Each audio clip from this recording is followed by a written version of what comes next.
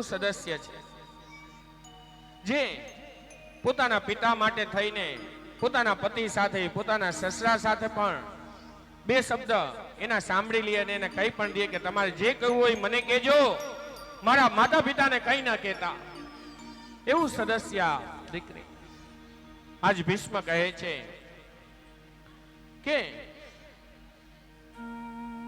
મારી બે દીકરી કુંવારી છે, એને મારે પરણાવી છે.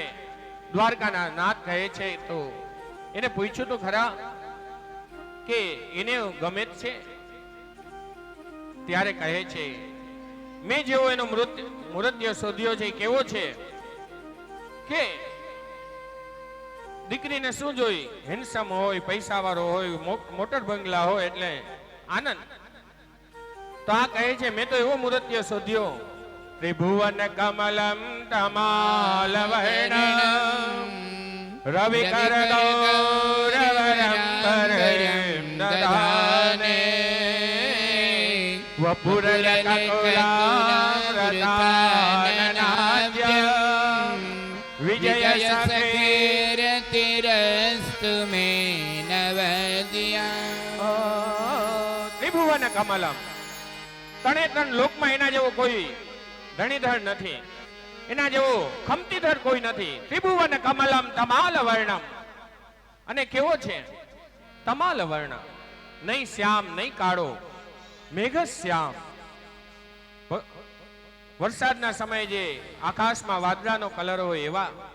ત્રિભુવન કમલમ તમાલ વર્ણમ રવિકર ગૌરવ રંબ રંબ દધાને, અને ઈ પાછા જેની બાજુમાં ઉભા રહી જાય એટલે ઈ વિજયને પ્રાપ્ત કરે. જ્યારે જ્યારે અર્જુન આવતા ત્યારે ભીષ્મએ ભગવાનનું એક નામ પાડ્યું હતું, વિજય સખા, વિજયના સખા. તમે જેની બાજુમાં ઉભા હો એનો વિજય જોઈ કોઈ દી એનો પરિતાપ ન થાય. ત્રિભુવન કમલમ તમાલ વર્ણમ વિજય સખે રતિ રસ્તુ મે ન વદ્યા. ત્યારે કહે છે કે ચાલો એ તો થઈ ગયું, પણ તમને એમાં શું ક્વોલિટી એવી લાગી? ત્યારે કહે છે યુધિષ્ઠિર ગરજો કચલુલિતાશ્રમ વાર્યલમ કૃતાસ્યે મમ નિશિત સરૈર્વિભેદ્યમાન વચિ વિલસત કવચેસ્તુ કૃષ્ણ આત્મા. સપદી યુધિષ્ઠિર ગરજો વિદમ્ર વિક્ષ્વાત. હે દ્વારકાના નાથ, જ્યારે તમે અર્જુનનો રથ હલાવતા હતા અને જ્યારે એની ધૂલી એ તબડક તબડક કરતા ઘોડા જતા હોય અને એની જે વ્રજ એની ધૂલી નીકળતી હતી એ ઉડતી ઉડતી જે આવતી હતી, તમારા સમ્ર બિંદુ યાની તમારા પરસેવો નીકળતો હતો અને વાળ જે ભીના થતા હતા એમાં જે લટકતી હતી, એમાં ચોટતી હતી, ત્યારે તમે કેવા લાગતા હતા? યુધિષ્ઠિર ગરજો વિદમ્ર વિક્ષ્વાત કવચિત, અને તમે કેવા હતા? એ સમયે તમે જ્યારે ભાગી રહ્યા હતા ત્યારે તમારું ઉપવસ્ત્ર પણ આ ધરા ઉપર પડી ગયું હતું. ત્યારે કહે છે સફદી સખી વચો નિશમ્ય મધ્યે નિજ પરયોર બલયોર રથમ નિવેશ્ય. જ્યારે અર્જુન કહેતો સેનયોર ઉભયોર મધ્યે રથમ સ્થાપયતે નતા, જ્યારે એ આજ્ઞા કરતો ત્યારે તમે આજ્ઞાનું પાલન પણ કરતા. એમ નહીં કે હું ભગવાન છું, ત્યારે તમે એના સારથી બની જતા. તમે કેવા છો? અર્જુન કહે ત્યારે તમે વચ્ચે લઈ જતા, લે ચલ ચલતા હું પાર. કોઈ તમે એની માતે ના ઉભા રહેતા અને વચ્ચે લઈ જઈને તમે અર્જુનને ખાલી એટલું કહેતા, હે અર્જુન સાંભર આજનો સેનાપતિ આ છે, એનું આ નામ છે, એની આ વિશેષતા છે અને એનું આ કાર્ય છે.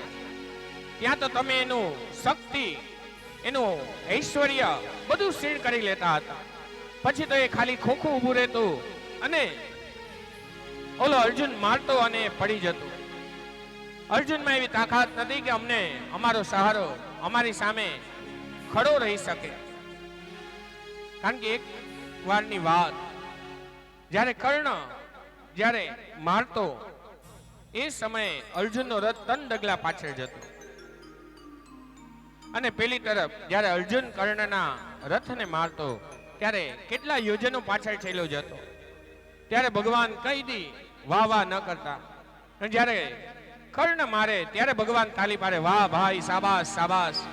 અર્જુનને પણ થતું, વાહ, હું તો આટલો પાછળ મોકલું છું તો તમે કાંઈ બોલતા નથી, અને એ તો ખાલી 3 ડગલા પાછળ મોકલે. ત્યારે એને પ્રતીતિ કરાવી કે આખી પૃથ્વીનો ભાર લઈને હું તારા રથ ઉપર બેઠો છું.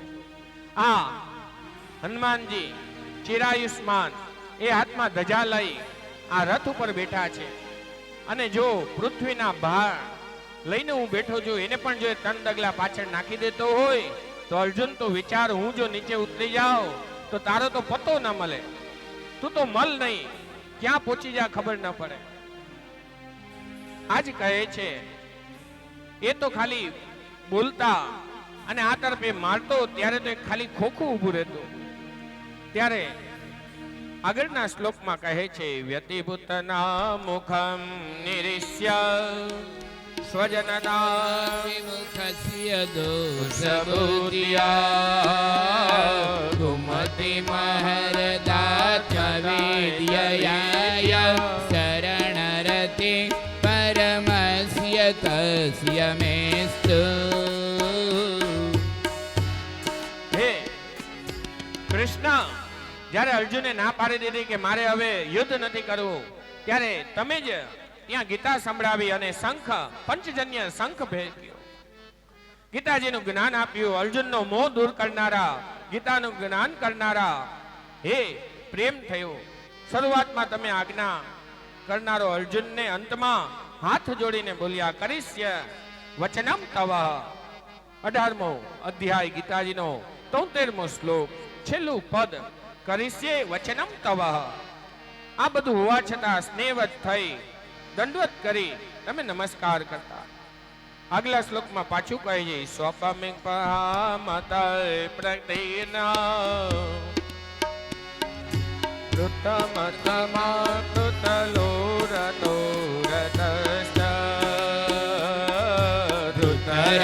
ચરણો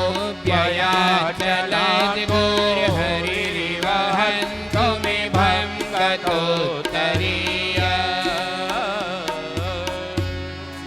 ધૃતરથ ચરણો ભયાત ચલગ્ગો.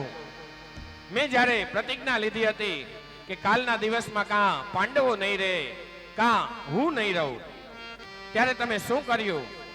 ત્યારે તમે અર્જુનના રથનું પૈણું લઈ, જ્યારે અર્જુનને મારવા આવી રહ્યા હતા ત્યારે તમે હાથમાં અર્જુનના રથનું પૈણું લીધું છે, અને ધૃતરથ ચરણો ભયાત ચલગ્ગો હરિરિવહંતુ મેભં ગતોત્તરીય. તમે દોડતા આવ્યા અને તમે તમારી પ્રતિજ્ઞા છોડી દીધી. કારણ કે એની એક પ્રતિજ્ઞા હતી કે હું મહાભારતના યુદ્ધ મેદાનમાં હાથમાં હથિયાર નહીં લઉં.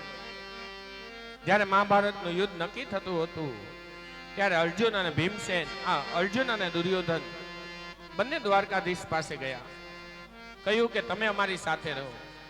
ત્યારે દ્વારકાધીશે કહ્યું કે હું હાથમાં હથિયાર નહીં લઉં. ત્યારે દુર્યોધને કહ્યું કે આ નિથેલા માણસનું સ્વકામ, આ કાંઈ થોડો લગ્નનો માંડવો છે કે અહીંયા બેઠા બેઠા ખાલી ચા પીવાની ને આનંદ કરવાના, માવા ચોરવાના. અહીંયા તો હાથમાં હાથ મિલાવી, હાથમાં શસ્ત્ર લઈ અને લડવાનું સ્થાન છે. ત્યારે દુર્યોધને કહ્યું તો મને અક્ષૌણી સેના આપી દો. ત્યારે અર્જુન સામે પણ જોયું. ત્યારે અર્જુને કહ્યું, કૃપાનાથ, હું તો આપને લેવા આવ્યો છું. ત્યારે કૃષ્ણએ કહ્યું કે મારો આ નિયમ છે, સાંભળ્યો ને? ત્યારે એને કહ્યું, તમે ખાલી અમારી સાથે રહેશો તો પણ ઘણું. ત્યારે ભીષ્મને જ્યારે ખબર પડી ત્યારે ભીષ્મએ પ્રતિજ્ઞા લીધી હતી કે એક દિવસ હું એના હાથમાં ચક્ર લેવડાવીશ, એના હાથમાં હથિયાર લેકરાય. વસુદેવ કર ચક્ર નવ ધરે તો તુમકો મુખ ન દિખાઓ, લાજ હે મેરી ગંગા જનની સંત તનુ ન ખાઓ. એને કહ્યું, વાસુદેવ જો ચક્ર ન ધરે, યાની હાથમાં ચક્ર ન ઉપાવે, મુખ ન દિખાવે તો હું ધારું નહીં. એને પ્રતિજ્ઞા લીધી. અને એ દિવસે રાતે આ લોકોના છાવણીમાં પણ એ સમાચાર મળ્યા, ગુપ્તચરોએ આપ્યું કે ભીષ્મ પિતામહે પ્રતિજ્ઞા લીધી છે, આવતીકાલે કાં પાંડવો નહીં કાં ભીષ્મ નહીં. ત્યારે આ તરફ બધા ચિંતા કરે. એ દિવસે અર્જુન જલ્દી સૂઈ ગયો. દ્રૌપદી આવી અર્જુનને કહે છે, હે અર્જુન, તમને ખબર નથી કે કાલ આપણે રહેશી નહીં? ભીષ્મ પિતામહની પ્રતિજ્ઞા છે, કાં તમે નહીં કાં અમે નહીં. તમે કેમ સૂઈ ગયા? ત્યારે અર્જુન કહે છે, તમે એમ કરો, દ્વારકાધીશ શું કરે છે જોતા હો. ત્યારે કહે છે દ્રૌપદી કહે, એ સાચી વાત, હું એની પાસે તો ગઈ નથી. એ ગયા દ્વારકાધીશ પાસે. ત્યારે દ્વારકાધીશ અટારીમાં આટા મારતા હતા. દ્રૌપદી આવીને પૂછ્યું કે હે દ્વારકાધીશ, હે ભાઈ, તમે આ શું કરો છો? જેવું એનું મુખડું જોયું અને દ્વારકાધીશને ઉત્તર યાદ આવી ગયો. એને રસ્તો મળી ગયો. ચાલ ચાલ ચાલ, તું જલ્દી તૈયાર થઈ જા, હાથમાં પૂજા થાળી લે. ઓલા કે ભઈલા ક્યાં જાવું એ તો કે મને. ત્યારે કહે છે, એ બધું પછી તું સાંભળજે, પેલા પૂજા થાળી લઈ આવો. આ તરફ દ્રૌપદી અર્જુન પાસે ગઈ. અર્જુનને કહે છે, દ્વારકાધીશ તો આટલા ચિંતામાં છે. એટલે અર્જુન કહે છે, મેં મારા જીવન રત્નો ભાર જેના હાથમાં દીધો, પછી મારે સિદ્ધને ચિંતા કરવી. મારો તો આધાર મારા ગુરુ, મારા ઈષ્ટ, મારે શું કામ ચિંતા કરવી? એટલે હું સૂતો છું. એ સમયે એને પૂજા થાળી હાથમાં લીધી. આજ ભગવાન વાલિયો મસાલચી બન્યા. આ તરફ એ પૂજા થાળી હાથમાં લીધી છે, ઘૂંઘટ કાઢ્યું છે અને ચાલી રહ્યા છે. પેલવેલા જ્યારે ચાલતા હતા ત્યારે એને મોજડી પહેરી હતી દ્રૌપદી. એના ચર ચર ચર અવાજ આવ્યા. દ્વારકાધીશે કીધું, જો આ અવાજ આવશે તો હમણાં આપણું બધાને ખબર પડી જશે કે આ કોઈ રાજરાણી આવતી લાગે. તારી મોજડી તો કાઢ. ઓલી પૂજા થાળી આમ તેમ મૂકવા જાય ત્યાં દ્વારકાધીશે કીધું, કાંઈ વાંધો નહીં, લાવ હું કાઢ લઉં. એને બેનાના પગમાંથી મોજડી લીધી, પોતાની બગલમાં રાખી પાછા ચાલવા લાગ્યા. ત્યાં ઝૂમ ઝૂમ કરતો ઝાંઝરાનો ઝણકાર આવે, એનો અવાજ આવે. ત્યાં દ્વારકાધીશ કહે, ભાઈ આ ઝાંઝરા તો કાઢ. ત્યારે પેલી કહે, હાથમાં પૂજા થાળી છે, શું કરું? લે તું જ પગ ઉપર ધર્યો, જેમ તે મોજડી કાઢી એમ ઝાંઝરા કાઢ લે. પગ ઊંચો ધર્યો, ભગવાન ખોલવા જાય પણ ખુલે નહીં. કારણ કે બેન દીકરીનો આદત હોય, એ નખુચો એવો બધો દાંતથી ચાવી નાખે કે ઓલું રસ્તામાં પડવું ના જોઈએ. આજ ભગવાને પણ પોતાના ઉધરસ્ત ધર્યા. એ નખુચો ખોલ્યો, ઝાંઝરા હાથમાં લીધા, પોતે જે પાઘ પહેરી હતી એમાં ભરાવ્યા. ભગવાને વાલિયો મસાલચીનું રૂપ લીધું હતું. એક તો એ હતા શ્યામ સુંદર, પોતે જે પીત પીતાંબર પહેર્યું હતું એ ગોઠણ સુધી ઉપર લઈ લીધું. જે ખેસ હતો ગળામાં એ માથા ઉપર લઈ લીધો. અને એ સમયે ત્યાં એક મસાલ જલતી હતી, એ હાથમાં લીધી.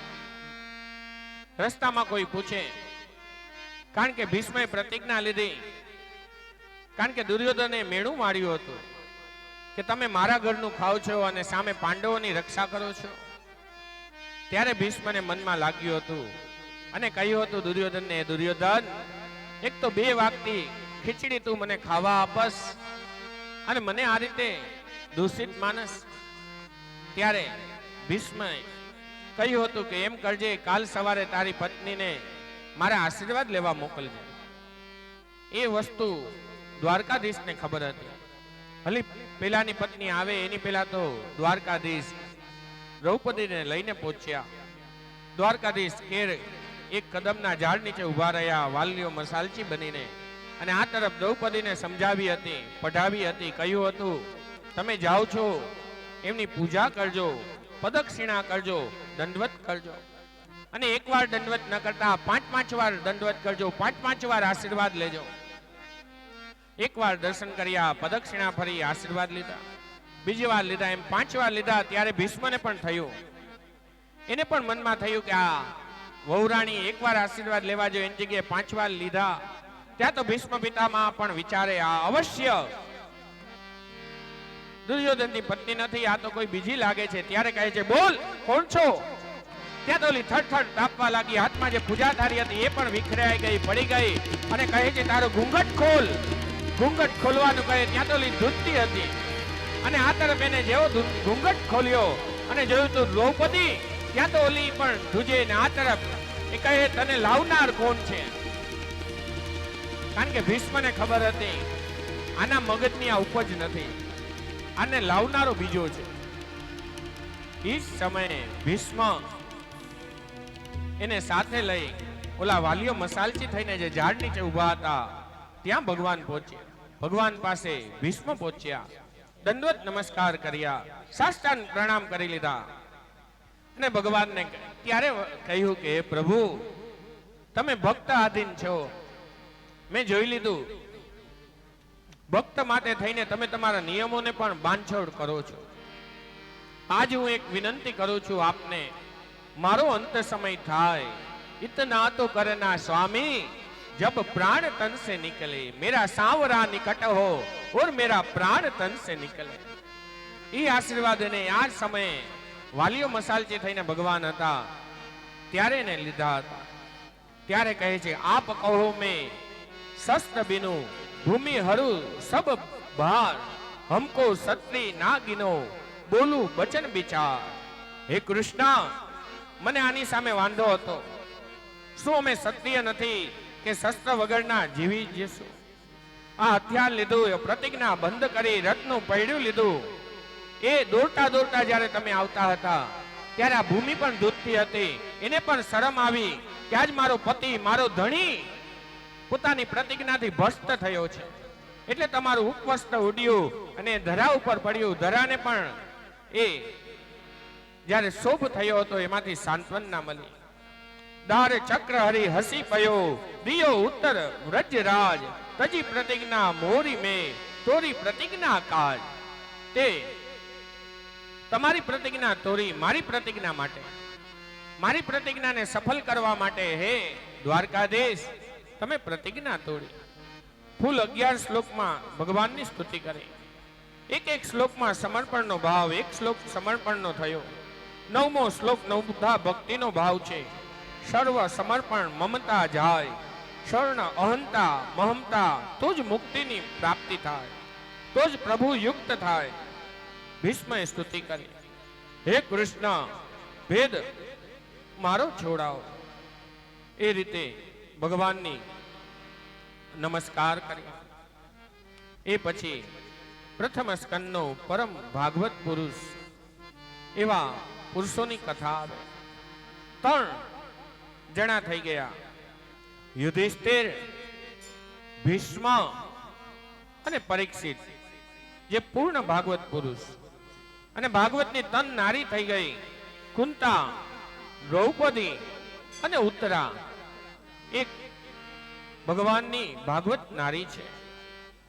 કુંતાએ વિપત્તિ માગી, દુઃખ માગી અને બધું ભગવાનને અર્પણ કર્યું અને સ્તુતિ કરી. મને જાજુ કોઈ નથી જતું, મને વિપત્તિ આપો.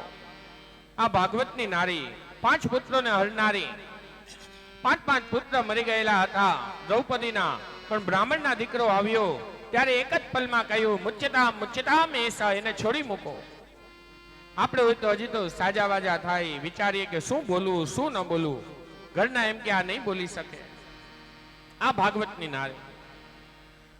ભગવાન જેને પસંદ કરે સંત, સાધુ કરતા સંત શબ્દ જરા ઊંચો છે. ભગવાનને પ્રેમ કરે સાધુ. સાધુ તો કપડાથી ઓળખાય, સંત કપડાથી ન ઓળખાય. સંત એ ગ્રહસ્થી પણ હોય, સંત એ સંન્યાસી પણ હોય, સંત કોઈ નાનો બાળક પણ હોય. એના આચરણો સંત જેવા હોય. કપડાથી ન ઓળખવા. ગ્રહસ્થી હોય, બ્રહ્મચારી હોય, એ વૈશ્ય પણ હોય, શુદ્ર પણ હોય અને બ્રાહ્મણ પણ હોય. એનો વર્ણ નથી સંતનો. એ તો ભગવાનને જે પ્રિય થાય એ સંત. સાવંત સમમોહી જગ દેખા, મોતે સંત અધિક કરી લેખા. આજ એમાં પણ એમ જ કહ્યું. એટલે તો કહે છે જનની જણતો ભક્ત જણ, કા દાતા કા સૂર, નહીં તો રેજે વાંજણી મત ગુમાવીશ નૂર.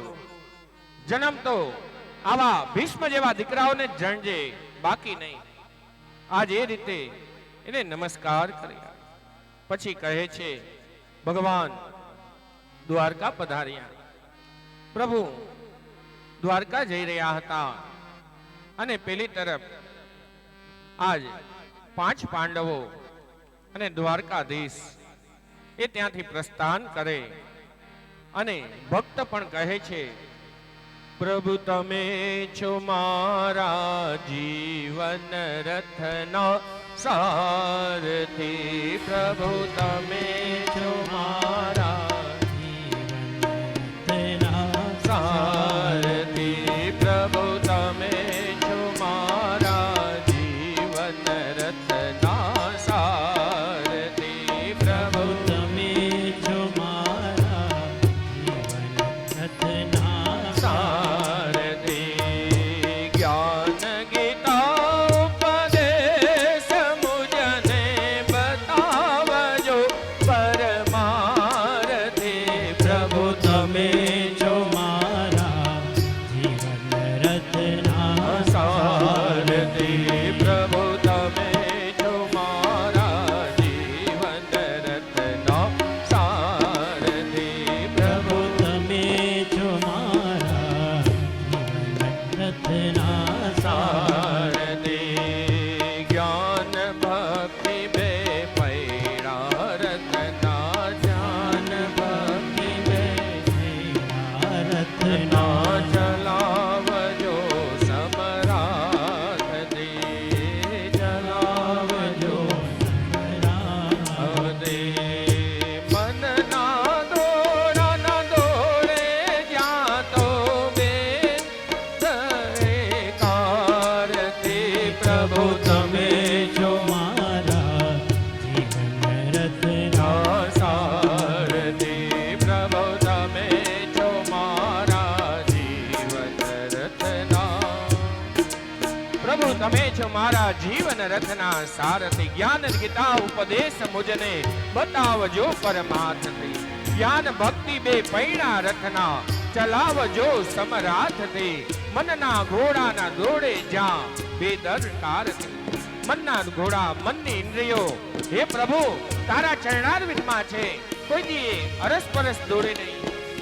મારું મારું તારું મનથી મોકું ભક્તિ કેરો પંથ ન ચૂકું. મનડું મારું કદી ન વિસરે આ દુનિયા છે સ્વાર્થી. પ્રભુ તમે છો મારા જીવન રથના સારથી. યતો ધર્મો તતો જય. જ્યાં ધર્મ છે ત્યાં પાંડવ પક્ષે ધર્મ યુધિષ્ઠિરના રૂપેનું શાસન કરે છે. આ રીતે ભગવાનને વિદાય કરી ભગવાનની વંદના કરી ભગવાનને શાંતિ મળી. ભગવાન પેલી તરફ જેવા દ્વારિકામાં પ્રવેશ થઈ રહ્યો હતો બ્રાહ્મણો આવ્યા છે. બ્રહ્મવેતા બ્રાહ્મણો આવ્યા ભગવાનની સ્તુતિ કરે છે. સહસ્ત્ર સે રેખા પુરુષ સહસ્તાક્ષ સહસ્તપાદ સભૌમિકો સર્વદસ્મિત્વા તતિસદ સાંકુલમ પુરુષ એવેદકો સર્વં જદભૂતમ જચ ભાવ્યમ. ધર્મરાજ યુધિષ્ઠિર ગાદી ઉપર બેઠા. પેલી તરફ જેવો શંખનાદ થયો દ્વારકાવાસીઓ હાથમાં પુષ્પની થાળી લઈ એના વધામણા કર્યા. દ્વારકાધીશ પધાર્યા. આ દ્વારકાધીશ વિચારો એક જ રૂપમાં ગયા હતા તો 16,108 ની પટરાણી હતી. કેટલી વારો આવત. ભગવાને આ 16,108 રૂપ ધર્યા. 16,108 પટરાણીઓના ઘરની અંદર એક સાથે પ્રવેશ કર્યો. બધી પટરાણીઓ માટે જે જે દ્રવ્ય લાવ્યા હતા એ બધી વસ્તુઓ એને આપી. પટરાણીઓએ ભગવાનની પૂજા કરી. અને પેલી તરફ ભગવાન એક એક પટરાણીને કહે છે કેમ કુશલ મંગલ તો છો ને, આનંદમાં તો છો. અમિત રૂપ પ્રગટે તેહી કાલા જથા જોગ મિલે સબહુ કુપાલા.